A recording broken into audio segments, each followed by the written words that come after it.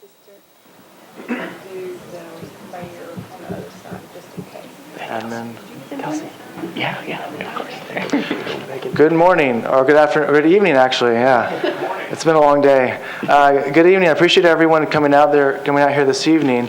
This is a special joint meeting between Public Works and Planning and some other organizations, other committees of the council. Wanted to invite everyone to come to be a part of this presentation. As many of those of you who remember, last year we passed a bill that updated stormwater regulations related to infill because, as we all know, Nashville is growing tremendously. We're seeing more infill around our urban core neighborhoods.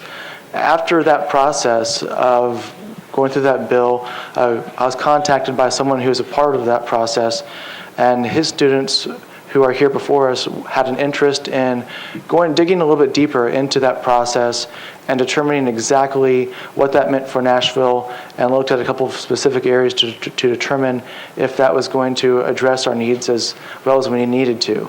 So what I'm going to do now is turn this over to the students and have them introduce themselves, and they'll tell you where they go to school, how they came together, and then once they have that bit of background, they'll walk through the presentation, and after that, there'll be time to ask and answer questions. Hello. We are all students at Metro Schools, and we come together for a program called the School for Science and Math at Vanderbilt. And we're all seniors, and we've been in this program since freshman year. And we basically just learn science research skills and then attempt projects of our own. And this is our final senior project. My name is Gray Tettleton, and I go to Hume-Fogg High School. I'm Zena McDonald, and I go to John Overton High School. My name is Evan Gordon, and I go to Hume-Fogg High School. My name, does this one You can have mine. My name is Kelsey Driscoll, and I go to Hume-Fogg High School also. My name is Susanna Price, and I go to MLK High School. And we are talking about the Swiffer legislation and how this affects Nashville. So between 2012 and 2013, Nashville's population grew 1.8%, and 12.8% since 2000, so it's growing pretty quickly. And there are certain areas of Nashville, like Sylvan Park and West End and East Nashville, that are growing very rapidly. And the Swiffer legislation is supposed to be addressing stormwater infrastructure to help these areas because the rapid growth is causing the stormwater infrastructure to get near or past its capacity. As it grows, as Nashville grows, the stormwater management is becoming a really big issue, and it's the fastest growing parts that are most effective. And so the legislation itself addressed new construction or like infill construction with these like additions and stuff. So it talks about square foot of impervious area, and if you exceed a certain percentage, you have to do something about it. So like you have to mitigate this runoff that you cause that's extra. So this is actually like a line from the legislation, but yeah. Okay, projects adding less than 800 square feet of impervious area, lots larger than 1 acre, or lots with a grading permit filed with Metro Stormwater are exempt from infill regulation. But projects creating between 800 and 2,500 square feet of net added IA,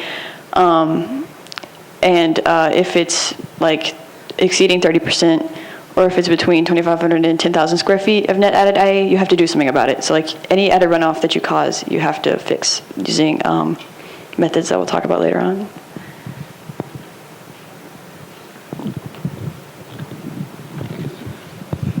So the goal for our project, we wanted to look at the effectiveness of the legislation about stormwater management and runoff.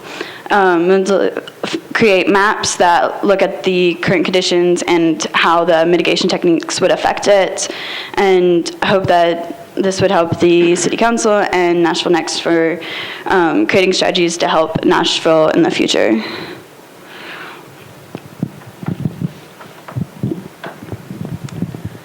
So we started out by looking at Metro Maps, which most of you probably know about. It's a database of properties in Nashville.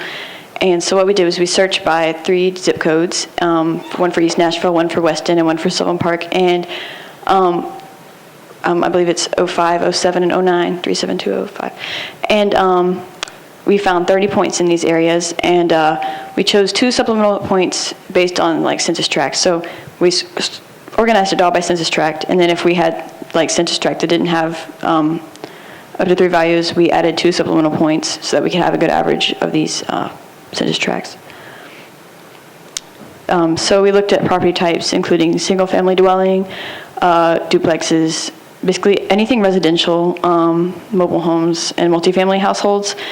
And the property address has to be listed in Nashville, so we didn't use anything that's outside, like Jolton or anything. And we could not use commercial properties because we were looking at like infill development where people are going to be living. And that's just a picture of like what Metro Maps looks like when you're zoomed out, and you can see the like pink is the houses. So we calculated impervious area using the measurement tools of Metro Maps. It actually has overlays for orthophotos so that we can like see driveways and stuff that wouldn't be otherwise represented by the outlines of the houses. And we used a tool from the EPA called the National Stormwater Calculator that uses survey data from like the real United States. So it has overlays for like incline and soil type in the program. So it makes it easy to calculate the amount of runoff a property would have based on impervious area. And we used an online converter to find latitude and longitude. And this is an example of Metro Maps, like what it looks like up close, how we measured a house. So you can see this red outlined area, if you guys can see the screen.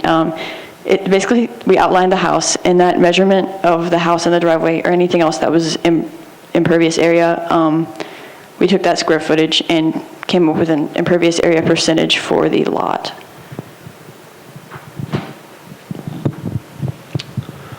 Okay, so much of our data collection was from a program put out by the EPA called the National Stormwater Calculator.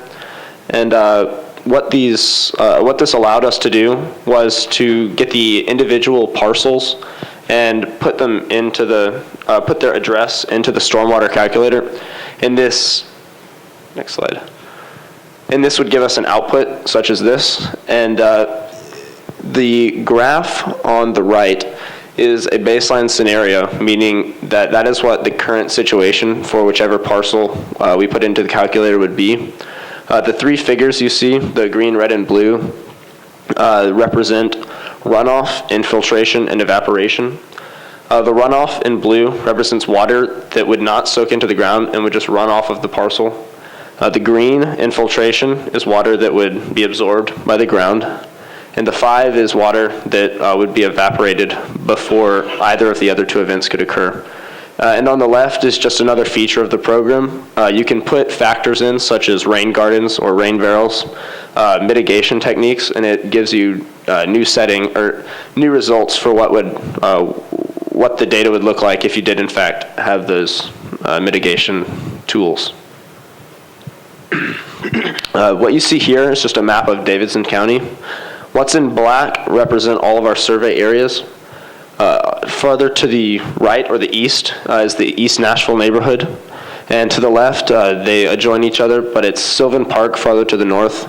And farther to the southwest is the West End neighborhood.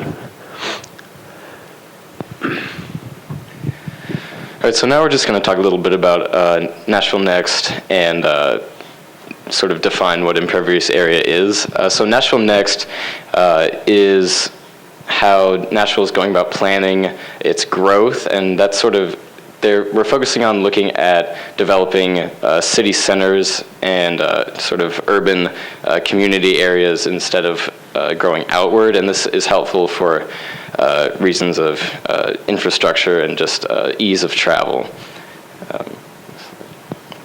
So this is a comparison of obviously business as usual, which is population now, and to the right is the, I guess, ideal situation where the growth is centered mostly downtown or where there's already established infrastructure.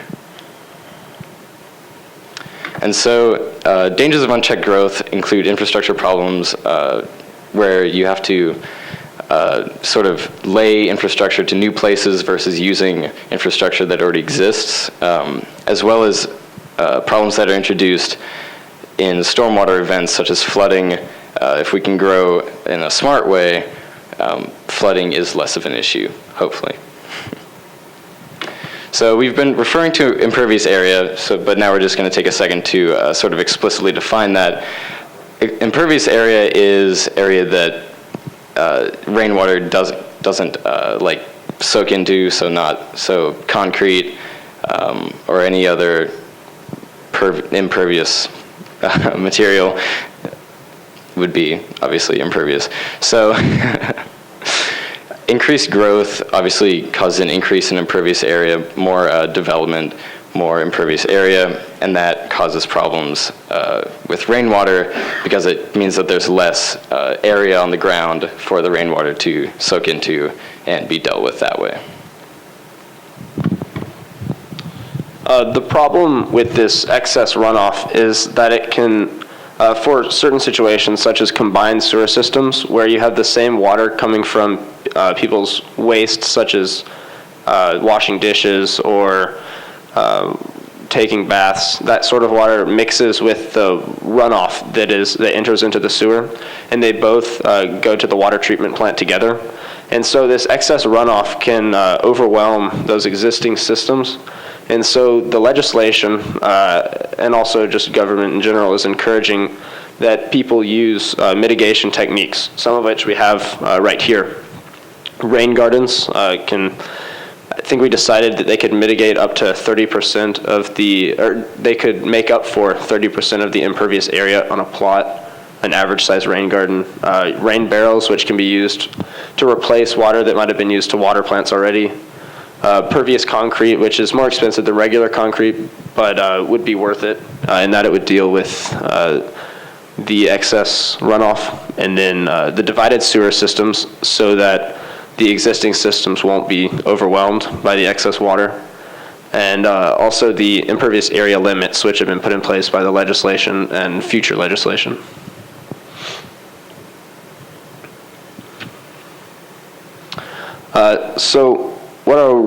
We focused on rain gardens here for our case study as a means of mitigation. And so what this is it's a depressed area of ground where you have specific types of plants put that really like to absorb water, so they can deal with this excess drainage more so than just a plot of lawn of the same size. And so this is just encouraged as a means of mitigation.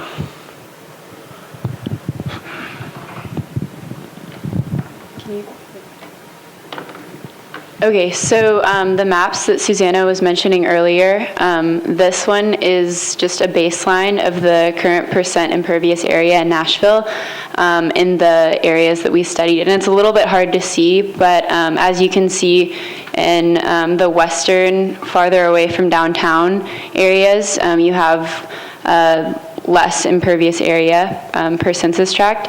And basically how these were made were at least 3 randomly selected points from each census tract were selected, and then they were averaged, their percent impervious area that we calculated through Metro Maps was averaged and then plotted using ArcMap, ArcGIS, ArcMap.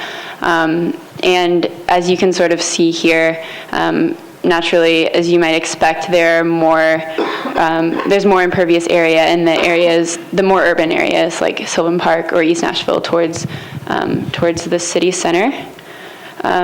And then another map that we made, so that was just showing the amount of impervious area.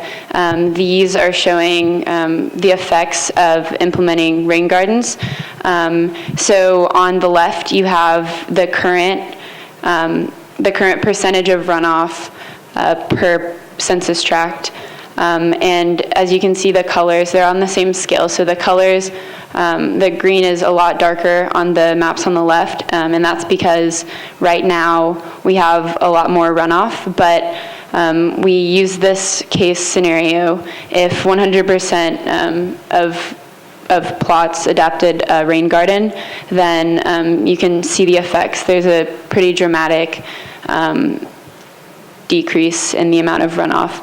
So when we were doing this study, obviously it's not necessarily feasible that 100% of people would implement rain gardens due to just cost, but this is a good representation of an intended outcome, or something that would be strived for. When we did this study with a 20% adaptation of rain gardens, which is still a lot, but could be much more feasible, there was overall about a 2% decrease in the amount of runoff, which doesn't seem like a lot, but by volume, that's a significant amount. Yeah, and that definitely can make a difference with our overwhelmed sewer systems.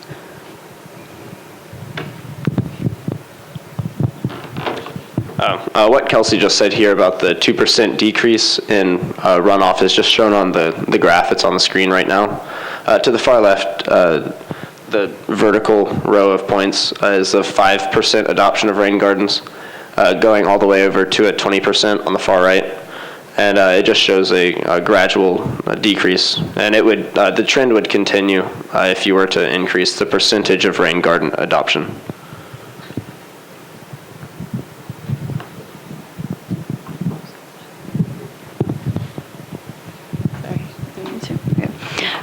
So for future directions for this project, we would like to explore other methods of stormwater mitigation. It would be important to look at how stuff besides rain gardens would affect it, like doing rain barrels or changing the sewer system itself, and to look at the effects of the Swiffer legislation after it's been implemented for a longer period of time, and then look into how well the public understands the issues of stormwater management, because a lot of people would be unwilling to implement methods in their own home if they don't understand how it affects them. And we would like to acknowledge Peter Westerholm, who's been working with us throughout our project, and our advisor, Dr. Sponix, who is over there and has helped us the entire time. So thank you.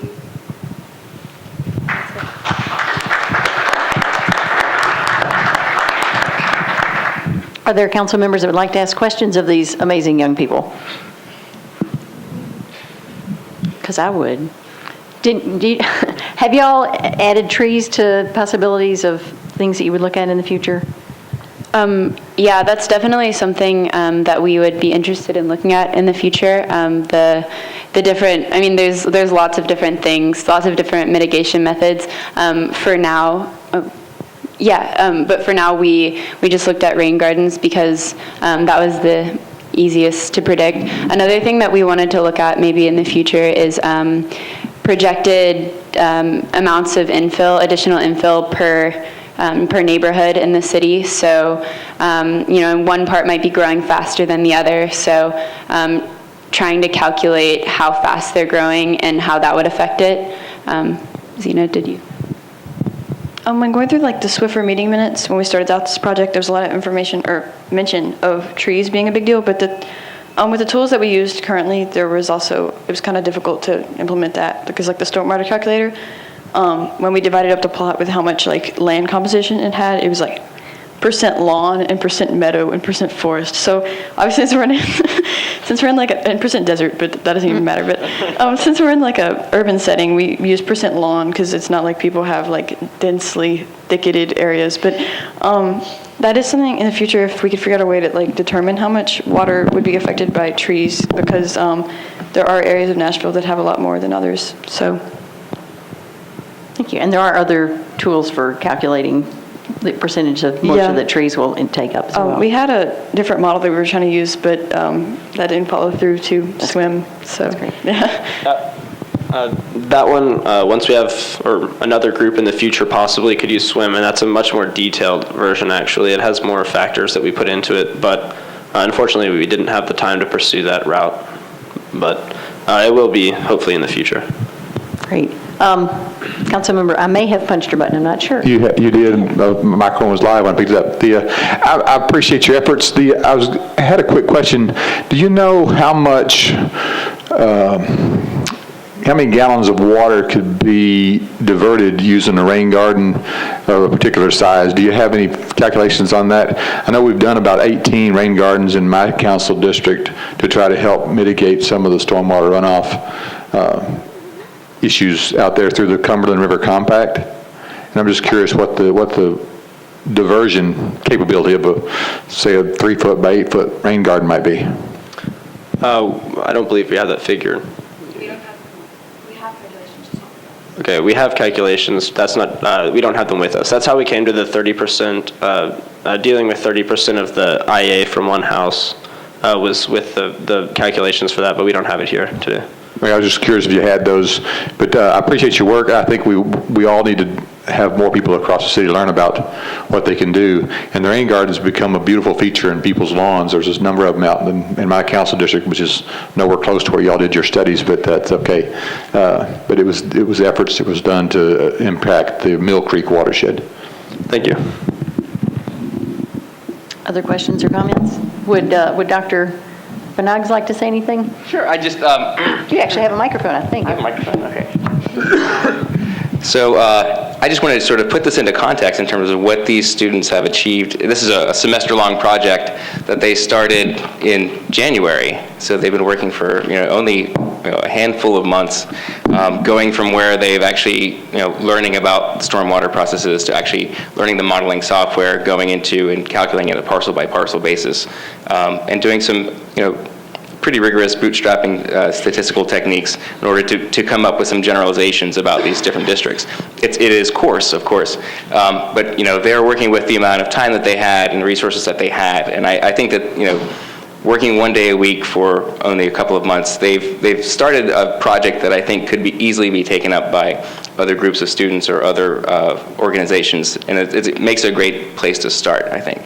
So I think they should be commended for the amount of work that they put into this. Just to let you know where this comes from, so they mentioned that they're a part of the School for Science and Math at Vanderbilt, and a lot of that, the program's goals are to bring in students who have a penchant for science and be able to expose them to a range of different scientific disciplines. And so, they all went into labs at Vanderbilt University with completely different disciplines. Like Gray was studying cave formation, Zini was looking at embryo development. Evan was, what were you doing? Nanotechnology type stuff. What are you doing, Kelsey? Gastric cancer. Yeah. That's what I was studying. 2-photon lithography. Right. Yeah. So just to sort of place it in context, they were doing that in December, and then in January they sort of just did a 180-degree turn and did something completely different. And I think their ability to sort of pick up something that is it's a complex issue. It took a lot of us sitting around in a room to sort of even begin to address the issue. For them to do that, I think is quite an accomplishment. So thank you all for your time. I really appreciate it. Councilmember Bedney, did you have a question? Yeah, I thought it would be fun. And first of all, I'm very impressed, and this makes me even prouder that we have such a great public school system. So thank you very much for your hard work. But if you, and this is not what you guys set out to do, but if you guys had a recommendation in terms of policy or legislation after having done that study, what would that be, if you don't mind me asking? That's a good thing to think about. I think with this project, the biggest thing that we were looking at is educating the public, because with the stormwater legislation in place, it's important. I mean, that puts limits on stuff, but aside from policy, I think a really, really important takeaway from this is educating the public, I guess, more than legislation is how we examined it. Because if people understand the effects of putting a rain garden in their yard, it is an investment, but if you understand the environmental consequences of not doing that, or, I mean, even aside from the environmental consequences, the overload it puts on infrastructure, I think educating the public about that is a really important part. Zena, would you like to add something? As well as just like encouraging the public to do things like this, I just want to say personally, I feel like the beginning of that starts with, the state government mandates that we like teach our kids about Tennessee and everything in school. But even if we don't do this in school, it's important to like tell our people and our public that Nashville is something to love. And so starting out with this is that if we want to make our town a better place, we can just start by like dealing with our own problems that we complain about. If we're complaining about flooding, then get together, make a rain garden, that kind of thing. So educating the public is definitely like the first hurdle for that. So we've been talking a lot about the mitigation techniques that are available out there, but that's one thing. But another thing is also the construction, the infill, and the increased impervious area that comes from that. And so one legislative idea that I think has already been pursued to some extent is restricting the amount of added impervious area to existing parcels. Because I know we've all seen around town tearing down one house and adding two, and that is really one of the biggest factors that's adding to this increased runoff and sewer inundation. And so restricting that behavior would serve to decrease the runoff, decrease the increase of impervious area, and it could also serve to contribute to a lot of the current plans that are in place to increase growth in our city centers and urban areas in Nashville. Good thought. And Mr. Potter, did you have something you wanted to say? And then we'll come back to you. Is this on? Yeah. First of all, congratulations on your mastery of this public policy issue. It's really impressive. I'd like to issue an invitation to go to the field and see this in action. So, Professor, we stand ready to take them out and show them the problem as it occurs and the solutions as it occurs. I think it'd be really illustrative to see what your ideas will result in. So if you're interested in that, Professor, let's talk after this is concluded and let's set that up. But well done. Thank you very much. Great. I've done it, and it's just like the magic school bus. It's really cool. So any other questions? Mr. Westerholm, do you want to say any final words? Oh, wait, and you had one more thing. Just to add to the policy ideas, I guess, one thing we were talking about is in several cities, I believe Ann Arbor maybe was one, they have separated sewer systems, and this would be definitely a large undertaking, but basically like with what Gray said about how runoff goes into the sewer systems, and it's all processed the same way as any other sewage, it really overwhelms the volume that the sewer systems should be able to hold. So basically separating the sewers, water systems, so that you have runoff and you have sewage in a very far in advance. In the future, that would be a good way to mitigate these problems. Like I said, that would be a large project, but that would be an ultimate goal in really helping restore our infrastructure. Good point. Mr. Westerholm. Just want to once again express my appreciation for the hard work that you guys have put into this, and I appreciate my colleagues on the council who have stayed for this meeting, and for those of you from Metro departments who have come for this presentation. I appreciate the concern that we as a city, regardless of whether we're from the political side, the bureaucratic side, or from the academic side, are able to come together and look at the serious issues our city faces. So I appreciate you guys. Thank you. Meeting adjourned.